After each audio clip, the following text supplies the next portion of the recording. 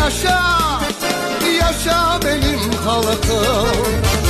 Yaşa, yaşa, yaşa benim halkım.